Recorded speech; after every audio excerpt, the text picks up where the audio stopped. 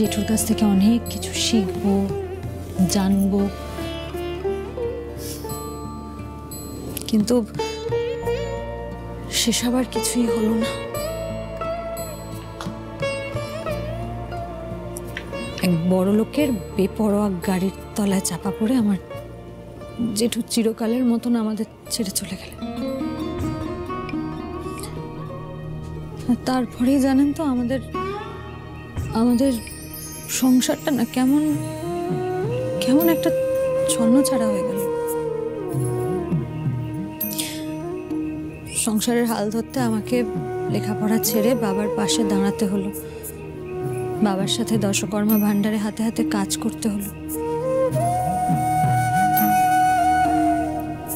মনে স্বপ্ন ছিল বড় শিল্পী হব, কিন্তু সংসারের দায়িত্বটা অনেক বেশি গুরুত্বপূর্ণ হয়ে গেল। কিন্তু আমি বুঝতে পারিনি যে সেটাই একদিন আমাকে আপনার বিপরীতে দাঁড় করাবে। আপনার কাছে আপনার জেঠুর স্মৃতি, আপনার ওই দশকর্মা ভান্ডার, যেরকম আপনি আঁকড়ি ধরে বাঁচতে চান, আমার কাছে ব্যবসাটাও ঠিক সেরকম। আমার নেশা, আমার পেশা, আমার ভালোবাসা, আমার ফ্যামিলি লেগেসি, সবকিছু। এই ব্যবসাটাকে তাই সবসময় চেয়েছিলাম যে আমি ঘুরিয়ে দাঁড় করাবই। দাদু যখন আমাকে এই ব্যবসার সমস্ত দায়িত্ব দিয়েছিলেন, তারপর থেকে আমার একটাই মোটিভ ছিল যে সেই ব্যবসাটাকে আমি খুব ঘুরিয়ে দাঁড় করাবো, এটাকে সাকসেসের চূড়ায় নিয়ে যাব। কোনোদিন ভাবিনি যে এই ব্যবসাটা আমাকে এই পথে হাঁটার সময় আপনাকে পাশে নয়, তবে আমার বিপরীতে পাবো। না, এটা ঠিক না। পরিস্থিতি আমাদেরকে একে অপরের বিরুদ্ধে দাঁড় করিয়েছে রীতিমতভাবে, কিন্তু আমি সবসময় আপনার পাশে ছিলাম, আছি এবং সারা জীবন থাকবো।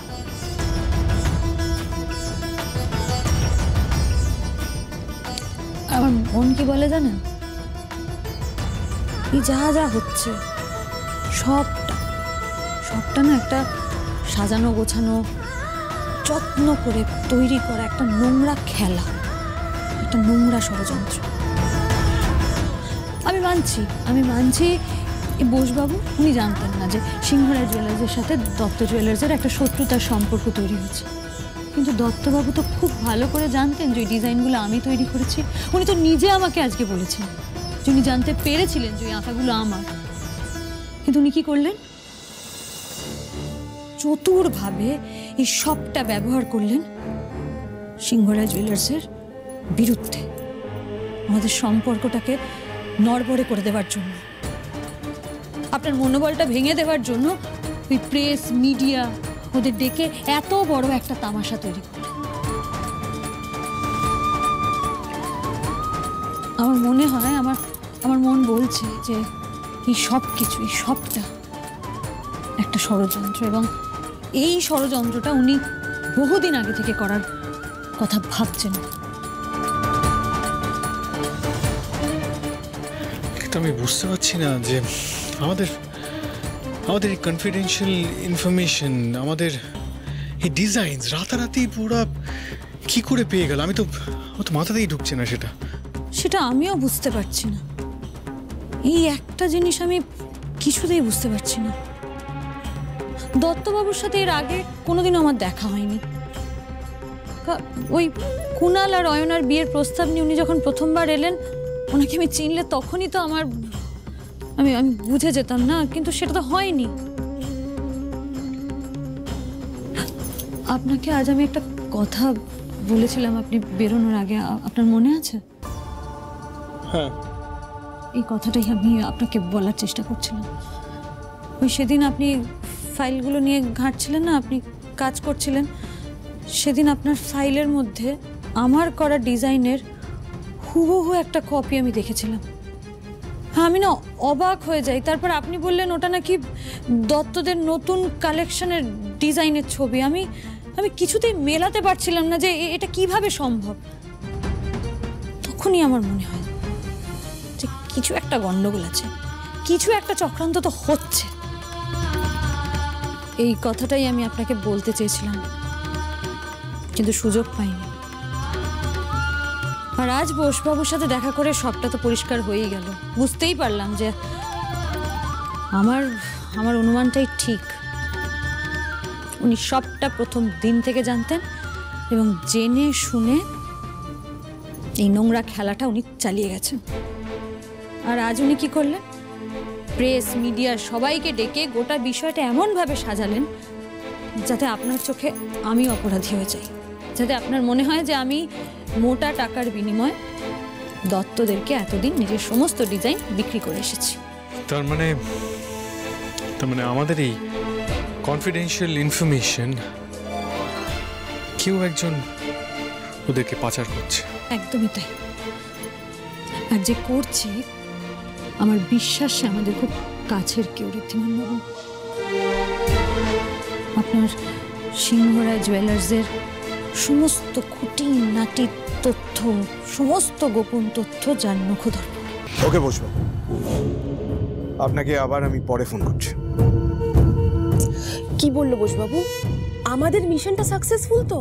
Yes, 100% successful. এরপরে ঋদ্ধি খড়িকে এ বাড়ি থেকে তাড়িয়ে দেবে। খড়ি এই বেইমানিটা করেছে জানলে এ বাড়ির একটা লোক ওকে ক্ষমা করবে না। আর খড়ির এই বিহেভিয়ারে ঋদ্ধির মরালটা যখন একটু নড়বড়ে হয়েছে তখন আমাদের রাস্তা ক্লিয়ার হয়ে যাবে। You are too good, bro. তোর তো মাস্টারমাইন্ডের কোনো তুলনাই হয় না। এই শোন ব্রো, তুই যে খেলাটা এইভাবে ঘুরিয়ে দিবি আমি তো ভাবতেই পারিনি। গ্রেট।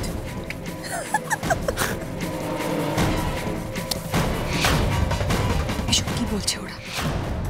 খড়ি এমন কি করেছে যে ওকে কেউ ক্ষমা করতে পারবে না? ভাই বোনে মিলে খড়ির এগেনস্টে আবার কি চক্রান্ত করছে কে জানে। এতদিন যাই হয়ে থাক না কেন, ওই দত্তরা যতই চালাকি করে থাকুক না কেন, পরশুদিন যে কম্পিটিশনটা আছে, ওই best jewellery house of the year competition, ওটাতে এবার সিংহরায় জুয়েলার্সই জিতবে। কিন্তু কি করে আমি তো বুঝতে পারছি না, কারণ আমাদের কালেকশনের থিমটাই তো দত্তরা চুরি করে নিয়েছে। আমরা কি করে জিতবো? আপনি এতদিন আমাকে বিশ্বাস করেছেন তো? করেছেন তো? আবার করুন। আমি আপনাকে কথা দিচ্ছি, আমার বুদ্ধি, আমার দক্ষতা, আমার পরিশ্রম আমি সবটা উজাড় করে দেবো এর জন্য। কিন্তু এবার আর কোনো কিছু সোজা পথে হবে না, যা হবে ঘুরপথে। মানে কি বলছেন আপনি?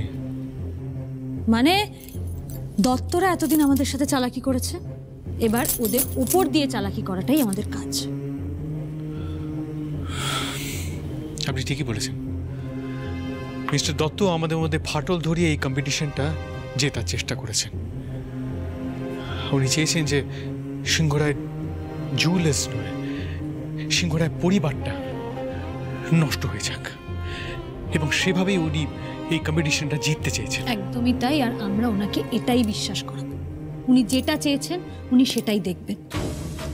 ওই কম্পিটিশনটা হওয়ার আগে অবধি আমাদেরকে এমন কিছু একটা করতে হবে ঋদ্ধিমান বাবু, যাতে ওই দত্ত এবং ওনাকে যারা সাহায্য করছে তাদের সবার মনে হয় যে ওরা জিতে গেছে।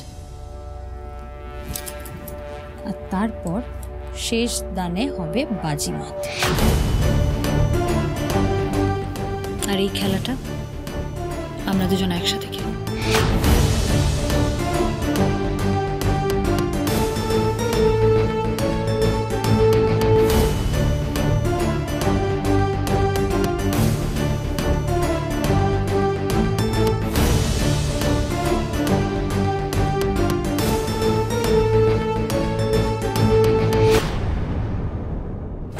যে চাই বলুক, আমি ওকে ছেড়ে দেবো না, আমাকে এখান থেকে চলে যেতে হবে।